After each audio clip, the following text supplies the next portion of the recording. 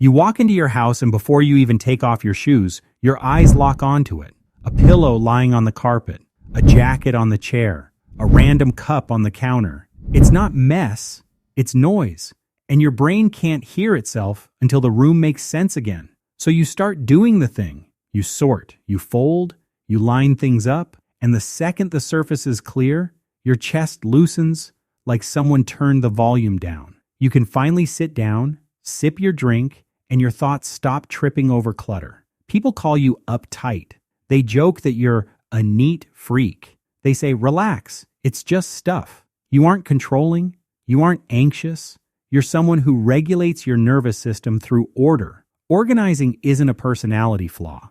For you, it's a reset button. Psychologists call one of the benefits cognitive offloading, which means you move information out of your head and into your environment so your brain doesn't have to carry it. It's like your mind is like a computer with limited RAM. Labels, bins, and routines are the external hard drive. So if you love organizing your home, you're usually one of three types.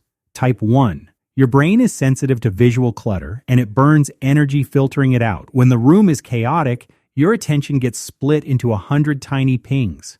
But when everything has a place, your mind gets one clean lane. You don't organize to impress anyone. You organize so you can think. Type 2. Your love of organizing might have started as survival. Maybe you grew up in unpredictability, arguments, moving homes, inconsistent adults, constant interruptions.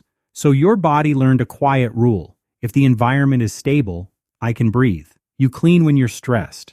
You rearrange when you feel powerless. You don't just want a tidy room, you want proof that something in your life is manageable. Type 3. You see your home like a system that shapes your future. You design frictionless mornings.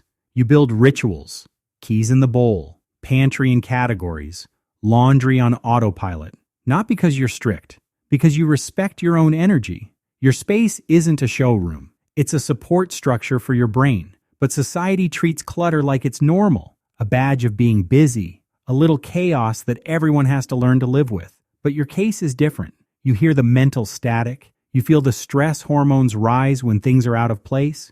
And when you organize, you're not wasting time. You're lowering your cognitive load so you can be kinder, sharper, and more present. But be honest for 1 second. Are you organizing because it brings peace, or because you're avoiding something you don't want to feel? If you can't rest until it's perfect, if you feel rage when someone moves your system, if cleaning becomes an obsession and your only way to feel safe, that's not discipline. That's protection mode. And you deserve support that gives you safety without needing constant control. Still, loving order doesn't make you uptight. It makes you self-aware. You're building a home that acts like a nervous system regulator. Comment. What's the first thing you organize when life feels messy? And if you want more psychology that decodes your habits, hit subscribe. It directly supports the channel and helps us create more videos like this for you.